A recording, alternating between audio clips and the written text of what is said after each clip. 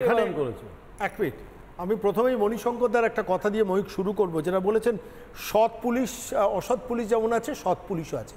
আমি বলছি সৎ পুলিশও আছে অসৎ পুলিশও আছে, কিন্তু একজন অসৎ মুখ্যমন্ত্রী অসৎ পুলিশ মন্ত্রী এই রাজ্যে আছেন, যার জন্য এই ঘটনাটা এই লেভেলে ঘটছেন। আমি আরেকটা কন্ট্রাডিকশন আমি মহিক একটু তোমাকে পয়েন্ট আউট করে দিচ্ছি। বলছে যারা গ্রেফতার হয়েছে, মানে আমি বলছি যারা যারা করে গেছে তারা নাকি সব বহিরাগত। আচ্ছা, যারা গ্রেফতার হয়েছে সব তো লোকাল, রাজ্য পুলিশ করেছে, সুপ্রতিম সরকারের পুলিশ করেছে, রাজীব কুমারের পুলিশ করেছে, সব তো লোকাল হয়েছে। পুলিশ তো নিজেরা বলেছেন যে আমরা অসহায়। আচ্ছা, সেই পুলিশকে কেন ট্রান্সফার করা হলো? প্রশ্নটা এখানেই। সেই পুলিশের মুখ বন্ধ করার জন্য এই ট্রান্সফারটা করা হলো। আমি রাজ্যের মুখ্যমন্ত্রীর ৩-৪টে বক্তব্য পরপর একটু সাজিয়ে নাও। ৪-৫ হাজার টাকা দিয়ে বাচ্চা ছেলেদের বিএসএফ অ্যাপয়েন্ট করেছে, বর্ডার পার করে বিএসএফ নিয়েছে, বহিরাগত অন্য রাজ্য থেকে এখানে এসছে, আসল অপরাধীদের আমি খুঁজে বার করে মানুষের কাছে দেবো।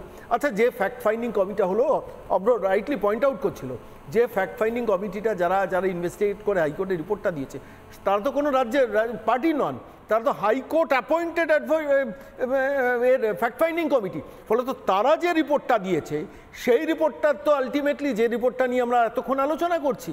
আরেকটা পয়েন্ট আমি সূর্যনীল বাবুর সঙ্গে একটা জায়গায় ডিফার করব। কমিউনাল ভায়োলেন্স, এটা কমিউনাল ভায়োলেন্স নয়, এটা একতরফাভাবে হিন্দুদের নিধনযজ্ঞ চলেছিল under instruction from the top level. তা নাহলে এই জিনিস হতে পারে না। হরগোবিন্দ দাস, চন্দন দাস দুজনকে থেতলে থেতলে মারা হয়েছে। সারা ভারতবর্ষের ইতিহাসে কোথাও খুঁজে পাওয়া যাবে না যেখানে শাশুড়ি এবং মানে তার পুত্রবধূ একসঙ্গে দুজনে বিধবা হচ্ছে, চোখের সামনে তাদের মৃত্যুটাকে তারা দেখছেন। অব্রজের পয়েন্টটা বলছিল জল বন্ধ করা হয়েছে, কারা করেছে? কাউন্সিলর ছাড়া বিধায়ক, তিনি এসে জলে বিষ মেশানো হয়েছে সেই রিপোর্টে এসেছিল এবং জলে বিষ মেশানো হয়েছে। আরেকটা পয়েন্ট বলে আমি শেষ করবো মহিক, আমি তোমাকে একটা পয়েন্ট একটু নোট করিয়ে দিচ্ছি। যেখানে দাঁড়িয়ে পরিষ্কারভাবে একাধিক বাড়ি, ধরো দোকান, 15টা দোকান রয়েছে, তার মধ্যে 2টো দোকান একটা পার্টিকুলার কমিউনিটির, 13টা দোকানকে পোড়ানো হলো, 2টোকে ছেড়ে দেওয়া হলো। কিসের ইঙ্গিত? Clear indication.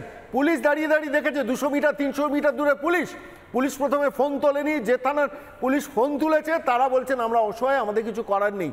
একজন ভদ্রমহিলা, তোমরা টিভিতে দেখিয়েছো, বৃদ্ধা বলছেন 2 দিন বাদে পুলিশ এসছে, 2 দিন বাদে, মানে 2 দিন বাদে না, আগের দিন বিকেলবেলা পুড়েছে, পরের দিন দুপুর 12টার সময় তাদের পুলিশ এসছে দেখতে।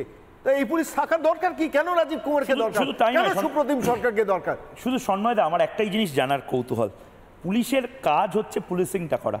পুলিশ এখন ইউটিউবারদেরকে চিঠি পাঠিয়ে বেড়াচ্ছে, পুলিশ বিভিন্ন সময় সামন করে বেড়াচ্ছে, সংবাদ মাধ্যম কখন বাঁদিকে যাচ্ছে, ডান দিকে যাচ্ছে, সামনে এগোচ্ছে, তাই নিয়ে তারা চিঠি পাঠিয়ে যাচ্ছে। আরে পুলিশের কাজ তো এটা নয় সন্ময়দা। এইটা পুলিশকে তো এবার বুঝতে হবে যে সব রিপোর্ট এআই জেনারেটেড হয় না, সব রিপোর্ট ভুল হয় না। যা সেদিন দেখিয়েছিলাম, এখনও বলছি, মুর্শিদাবাদের ঘটনার জন্য যা যা রিপোর্ট ছিল সমস্ত কিছু সত্যি ছিল, সমস্ত রিপোর্ট সত্যি, এবং সারা ভারতবর্ষের মুখ এভাবে বন্ধ করা যাবে? তুমি পাকিস্তানের চরগুলো কোন রাজ্যে ধরা পড়েছে? পশ্চিমবঙ্গে ধরা পড়েছে। যখন পশ্চিমবঙ্গে কেউ ধরা পড়ে রাজ্যটাকে দোষারোপ করেন, তাহলে দোষারোপ যদি করতে হয় যে রাজ্যে ধরা পড়লো সে রাজ্যে। 2021, 22, 23 জামাত, আইসিস, আল কায়দা সব মডিউলে তুমি আমাদের এখান থেকে ধরা পড়েছে। সন্ময়দা বলে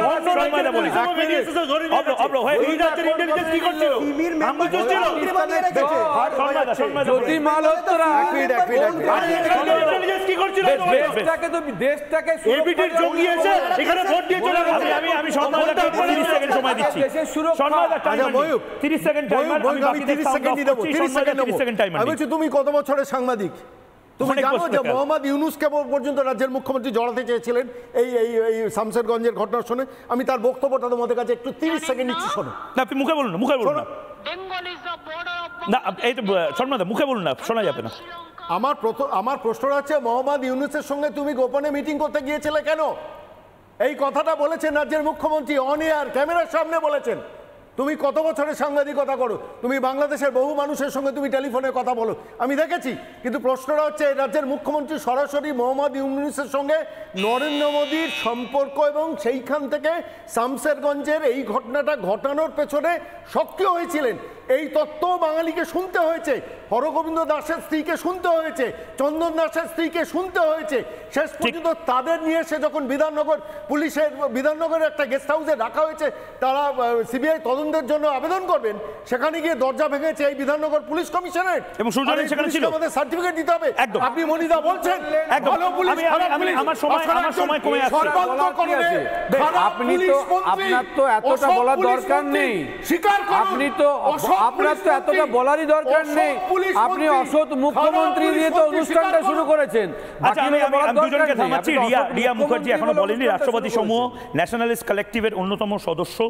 রিয়া, আমাদের পয়েন্টটা ওই ন্যাশনালিস্ট কালেকটিভের একটাই পয়েন্ট, যে আমরা যে ন্যারেটিভগুলো এত বছর ধরে চাপা থেকেছে, মানে রিয়া কেন একটা সংবাদ মাধ্যম মানে মারা যাচ্ছে, একটা হিন্দু হওয়ার জন্য হিন্দুরা মারা যাচ্ছে, আমাকে বলতে হবে যে মঙ্গল গ্রহ থেকে কেউ একটা এসে মঙ্গল গ্রহের মানুষ মারা যাচ্ছে? না, বলতে পারবো না। তো ঠিক সেরকমভাবে ভারতবর্ষের মতন দেশে নির্দিষ্টভাবে কিছু মানুষ একদম টার্গেট করা হচ্ছে, তাদের রিফিউজি ক্যাম্পে থাকা হচ্ছে, সেটা বলতে পারবো না।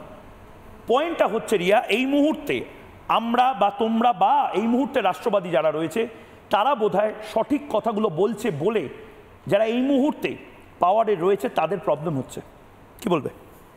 একদম ময়ূকদা, প্রথমত থ্যাংক ইউ জানাতে চাই রাষ্ট্রবাদী হিসাবে আমাদেরকে এখানে ডাকা, বিকজ আমরা অলওয়েজ ফেসবুকে প্রতিবাদ জানাই, সেই প্রতিবাদটা হয়তো আমাদের কিছু ফলোয়ার্সদের জন্য কিছু মানুষের কাছে পৌঁছায়, কিন্তু আমার মতো আরও অনেক মানুষ আছে যাদের আওয়াজ আজকে রিপাবলিক বাংলা কিন্তু আমাদেরকে এই জায়গাটা দিয়েছে। না শুধু তাই নয়, আমি এটা ওপেনলি বলছি, এই মুহূর্তে রাষ্ট্রবাদী যারা রয়েছেন, রাষ্ট্রবাদ কোনো লজ্জা বা রাষ্ট্রবাদ কোনো ইনফিরিয়রিটি কমপ্লেক্সের জায়গা না। যদি আপনি রাষ্ট্রবাদী হন, আমি ওপেনলি বলছি এই প্ল্যাটফর্ম আপনার, রিপাবলিক বাংলা আপনার, গর্বের সাথে যদি আপনি বলেন ভারত মাতার জয়।